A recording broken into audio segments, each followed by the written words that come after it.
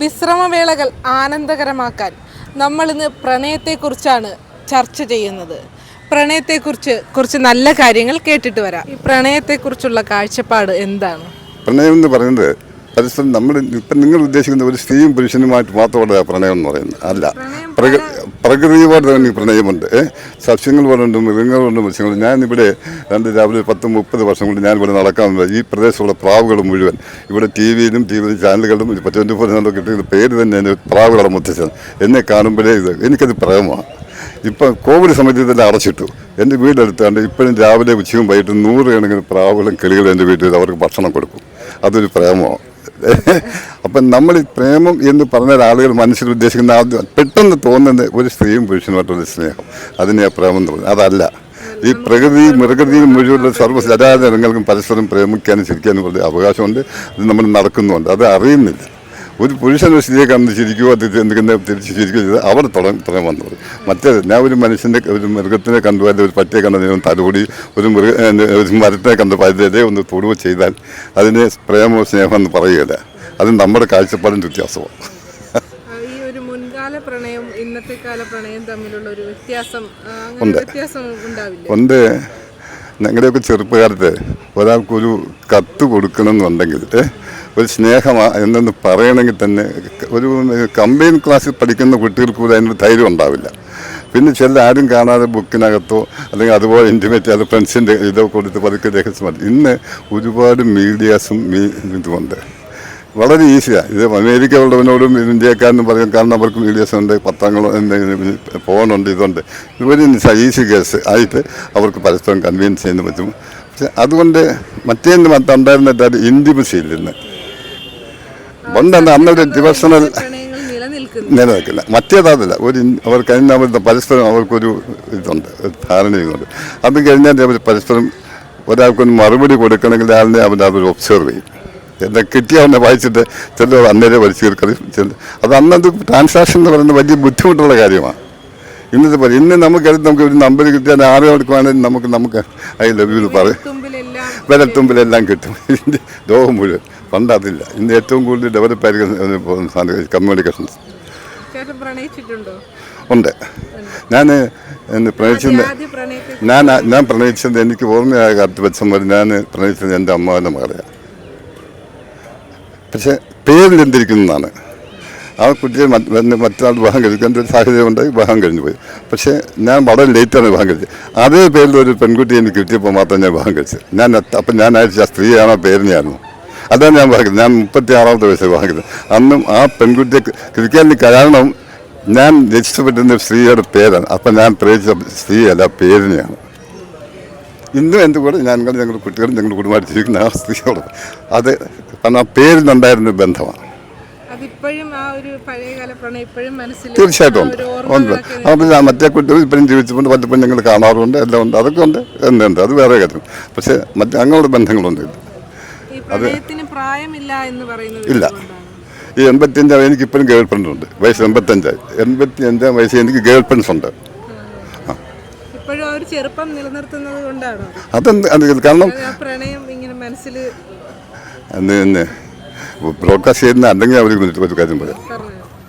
തന്നെ ഒരു സ്ത്രീ ഒരു പുരുഷനുമായിട്ട് പരസ്പരം ബന്ധപ്പെടുക എന്നത് സ്നേഹത്തിലും ഏതിലും ആ കുട്ടിയെ സാറ്റിസ്ഫൈ ചെയ്യാൻ കഴിയുന്നിടത്തോളം കാലം ഒരു പുരുഷൻ ഒരു സ്ത്രീയുമായിട്ട് സ്നേഹിക്കാൻ കഴിയും. സാറ്റിസ്ഫൈ ചെയ്യണം. ഈ പറഞ്ഞ് നമ്മൾ നല്ല ബന്ധങ്ങൾ പറയുന്നതിൽ 90% അട്ടപരാജയമാണ്. ജീവിതത്തിൽ ഒരിക്കൽ പോലും സെക്ഷ്വൽ സാറ്റിസ്ഫാക്ഷൻ സെറ്റ് ചെയ്ത് ഇൻഡിവിജ്വൽ അനുഭവിക്കാത്ത സ്ത്രീകൾ 3-4 കുട്ടികളാകും അമ്മമാർ മേലുവരുക്കുന്ന അനുഭവം എനിക്കറിയാം. ഒരിക്കൽ പോലും എന്താണെന്ന് അറിഞ്ഞിട്ടില്ലാത്തത്. കാരണം കാമസൂത്രമല്ല, കാമശാസ്ത്രം പറയുന്നത് സ്ത്രീ വേശ്യയെപ്പോലെയും പുരുഷൻ അടിമയെപ്പോലെയും ബന്ധപ്പെട്ടാൽ മാത്രമേ ലൈംഗിക സുഖം ആസ്വദിക്കാനൊക്കെ. അതാണ് ശരി. അവിടെ ഈഗോ പാടില്ല. ഇത് കേട്ടിട്ടുണ്ടോ? ഇത് കേട്ടിട്ടില്ല. അതാണ് ഇത് പ്രോഗ്രസ് ചെയ്യുക. കാരണം പ്രായമായിട്ടുള്ള അനുഭവങ്ങൾ ഒരുപാട്. 85-ാം വയസ്സിൽ ഞാൻ ഇങ്ങനെ നടക്കുന്നതെന്ന് അതുകൊണ്ട് തന്നെ ഇപ്പോഴും എനിക്ക് കേൾപ്പുണ്ട്. ഒരു അല്പം മുമ്പ് ഒരു അരമണിക്കൂർ മുമ്പേ എൻ്റെ ഒരു കേൾപ്പുണ്ട് വിളിച്ചു. ഞങ്ങളെ കണ്ടിട്ട് ഒരുപാട് നാളായിരുന്നു. കാരണം ഞാൻ പരസ്പര ബന്ധത്തിൻ്റെ ഇതുണ്ട്. അല്ലാതെ പ്രായം വന്നൊരു പരിധിയാണ്.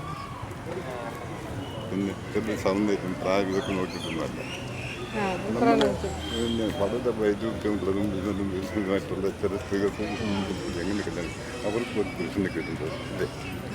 സൗന്ദര്യം മുഖത്ത് മാത്രമല്ല കാണുന്നത്, അതിൻ്റെ മനസ്സിൽ ചിലർ ആ കുട്ടിയുടെ മുഖം നോക്കി തല്ലി പൊങ്ങിയതാണ്, അല്ലെങ്കിൽ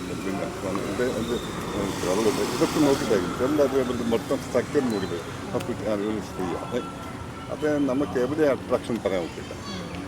ഏത് സ്ത്രീക്കും ഒരു പുരുഷനെ അട്രാക്ട് ചെയ്യാൻ ഭഗവാൻ സൃഷ്ടിയിലേക്ക് കൊടുക്കും. അത് അങ്ങനെ ഓപ്പോസിറ്റ്സ് എപ്പോഴും അട്രാക്ട് ചെയ്യും. അത് മൃഗങ്ങളായാലും സസ്യങ്ങളായാലും എല്ലാവരും മരങ്ങൾ പോലും ഉണ്ടല്ലോ, പിന്നെ മരങ്ങൾക്കുണ്ട് പുരുഷൻ.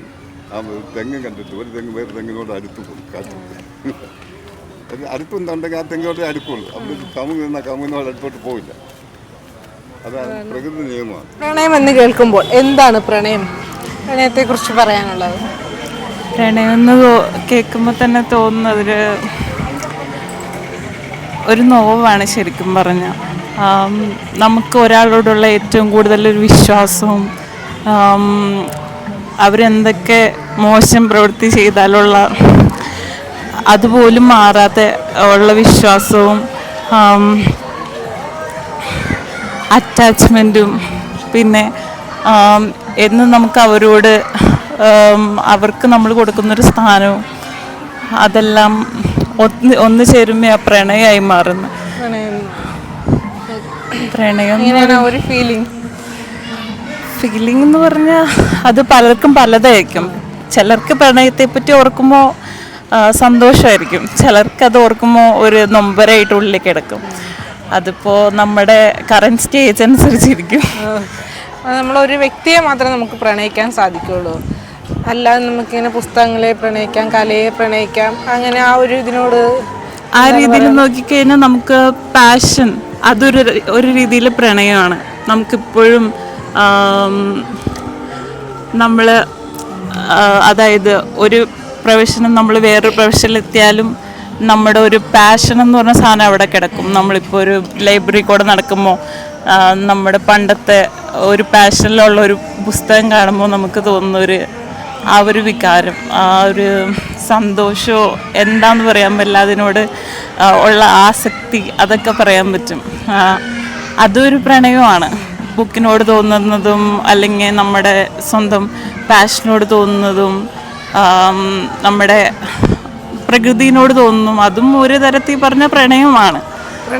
പ്രണയത്തിന് പ്രായപരിധി ഇല്ല എന്ന് പറയുന്നത് എന്തുകൊണ്ടാവാ? പ്രണയം എപ്പോഴും ഒരു യങ് ആയതുകൊണ്ടായിരിക്കും, അതുകൊണ്ടായിരിക്കാം പ്രായപരിധി ഇല്ലാത്തത്. കാരണം നമുക്ക് പ്രണയം തോന്നുമ്പോൾ നമ്മളൊരു ചെറുപ്പക്കാരായി മാറുക. ഇപ്പോൾ നമ്മുടെ ഒരു ടീനേജ് പ്രായത്തിലോട്ട് നമ്മൾ പോവും, നമ്മൾ സഞ്ചരിക്കും. ആ പ്രായത്തിൽ നമുക്കുണ്ടായിരുന്ന ഓർമ്മകൾ അതെല്ലാം നമുക്ക് തിരിച്ചു കിട്ടിയ പോലെ തോന്നും. ഇപ്പം എനിക്കധികം ഏജ് ആയിട്ടില്ലെങ്കിലും എനിക്ക് ആ ഒരു ഫീല് പണ്ടത്തെ എൻ്റെ ഒരു 16 to 20 ആ ഒരു ഏജിലോട്ട് ഞാൻ പോകുന്നു. പ്രണയം ഉണ്ടായിട്ടുണ്ടോ? സ്വാഭാവികമായിട്ടുണ്ടായിട്ടുണ്ട് പ്രണയം. ഏത് ക്ലാസ്സിലാണ് ആദ്യ പ്രണയം ഉണ്ടായത്? ആദ്യ പ്രണയം ഒരു +2 കഴിഞ്ഞതിന് ശേഷമാണ്. ഡിഗ്രി ഒക്കെ സ്റ്റാർട്ട് ചെയ്ത് കഴിഞ്ഞപ്പോൾ ഉണ്ടായിട്ടുണ്ട്. തേപ്പ് കിട്ടിയിട്ടുണ്ടോ? തേപ്പെന്ന രീതിയിൽ കിട്ടിയിട്ടില്ല ശരിക്കും. സാഹചര്യം കൊണ്ട് അകന്നു പോയിട്ടുണ്ട്. അതിപ്പോൾ തേപ്പായിട്ട് നമുക്ക് പറയാൻ പറ്റില്ല. ഒരാൾ മാത്രം വിചാരിച്ചുകൊണ്ടല്ലല്ലോ ഒരു പ്രണയം നഷ്ടമാവുന്നത്. അപ്പോൾ അത് രണ്ടുപേരുടെ ഒരു പങ്കാളിത്തം അവിടെ ഉണ്ടാവുന്നത് കൊണ്ടാണ്. ഉണ്ട്, രണ്ടുപേരുടെയും മ്യൂച്വൽ അണ്ടർസ്റ്റാൻഡിങ്ങിലാണ് ഓരോ കാര്യം മുന്നോട്ട് പോകുന്നത്. അപ്പോൾ ഓരോ പ്രണയവും അങ്ങനെയാണ്, നമുക്ക് രണ്ടുപേർക്കും തോന്നണം, എന്നാൽ മാത്രമാണ് ആ കൂടിച്ചേരലുണ്ടാവുള്ളൂ. അല്ലെങ്കിൽ അത് പകുതി എത്തുമ്പോൾ സാഹചര്യങ്ങൾ വരുമ്പോൾ നമ്മളങ്ങ് തളർന്നങ്ങ് പോകും. മൊത്തത്തിൽ പറഞ്ഞാൽ ജീവിതത്തിൽ പ്രണയം ഒരു സുന്ദരകരമായിട്ടുള്ള ഒരു അനുഭവങ്ങളാണോ തന്നിട്ടുള്ളത്? എന്തൊക്കെ പറഞ്ഞാലും അത് സുന്ദരം തന്നെയാണ്. അത് എത്ര വേദന ഉണ്ടെന്ന് നമ്മൾ പറഞ്ഞു കഴിഞ്ഞാലും അത് നമ്മുടെ ജീവിതത്തിൽ കിട്ടിയ ഏറ്റവും ബെസ്റ്റ് മൊമെന്റ്സ് ആയിരിക്കും.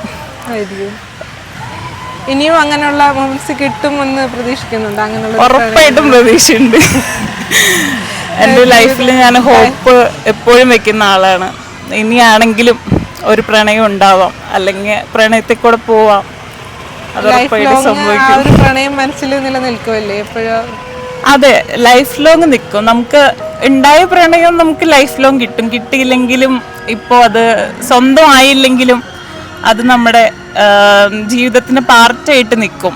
നമ്മളെപ്പോഴും അതിനെ അത് അവിടെ ഉണ്ടോ എന്ന് നോക്കും, അല്ലെങ്കിൽ ഒന്ന് ഓർക്കും. കാണാൻ പറ്റൂലേ? മറക്കാനാവാത്തൊരു വികാരം തന്നെ. പ്രണയത്തെക്കുറിച്ച് പ്രത്യേകിച്ച് പറയല്ലോ, ഓരോ പ്രണയം ഇല്ലാത്തൊരു മനുഷ്യനില്ലല്ലോ.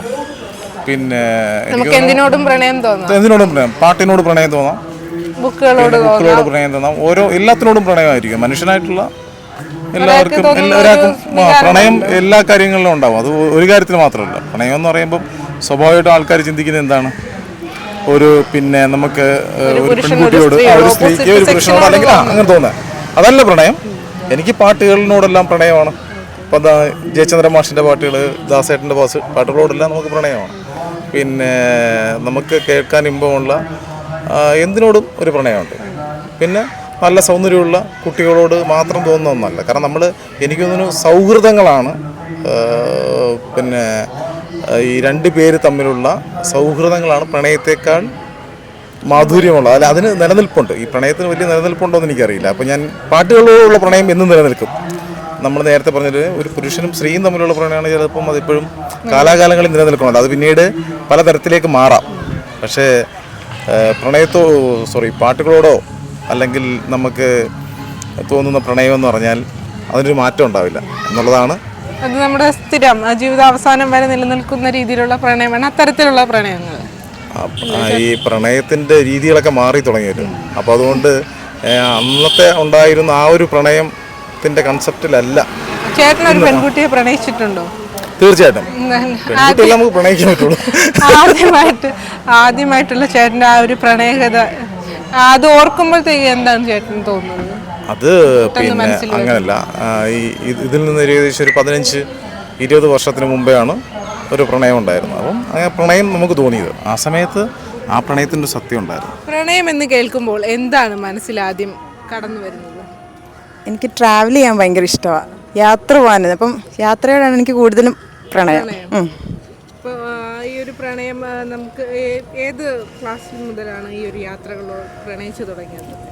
കൊച്ചിലെ മുതൽ എനിക്ക് യാത്രകൾ ചെയ്യാൻ ഭയങ്കര ഇഷ്ടമാണ്.